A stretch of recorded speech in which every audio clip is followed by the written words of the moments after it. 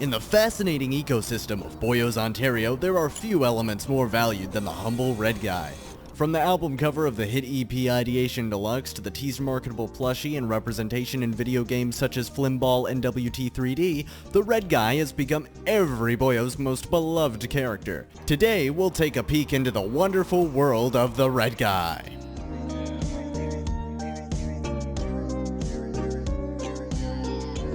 Several variants of this being have been documented. Alongside the standard red guy, green and blue guys have been found, with the green guys boasting a triangular body and the blue guys being a more boxy shape.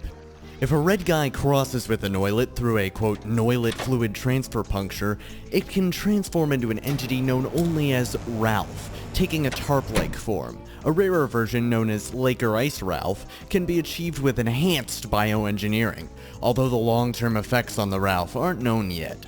Other red guy species include mystery and pixel variants, which haven't been documented thoroughly. One thing is the same across all red guy species though: they can all be seen roaming across the fields of Boyos.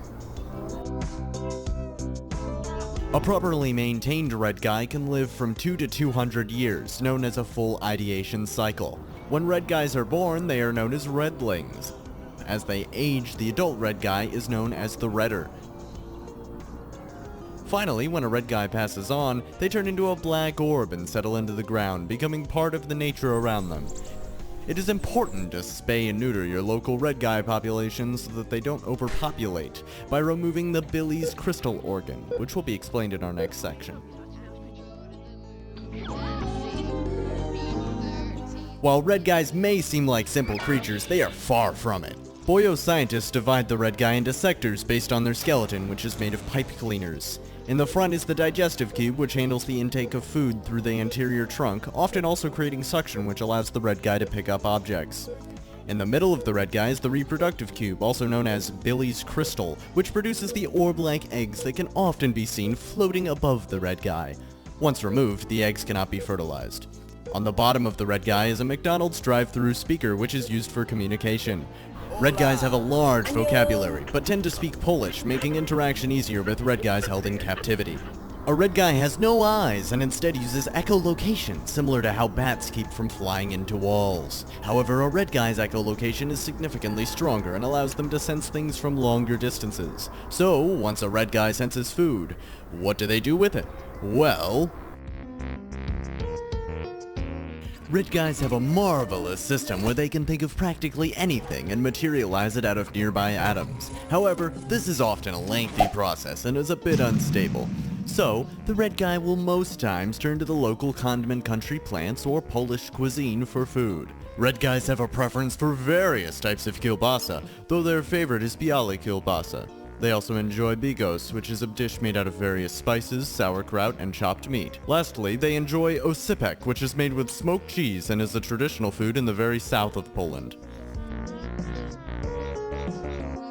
In their native land of Boyos, Ontario, red guys live in the Ideation Deluxe Hills, right next to the questionable canyon through which they use to access the Hay River. The hills are filled with lush Sherman grass. The weather isn't too humid or stormy compared to other parts of Canada, but since spreading across the continent, red guys have evolved to withstand all types of conditions. Red guys are unfortunately an invasive species, so local farms and sanctuaries have popped up all over.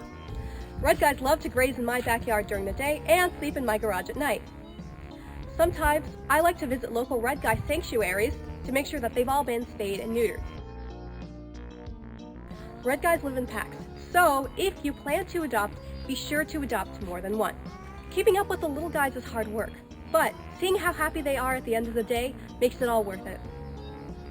One thing we know about the red guys for sure is that they deserve our conservation efforts and deserve our love as a prized element of Boyos fauna. Consider donating today to your local sanctuary, and always remember to never go over your quota when cooking with derived red guy products. This informational video is made possible by the International Loyal Collective and the Gratham Kartha Foundation.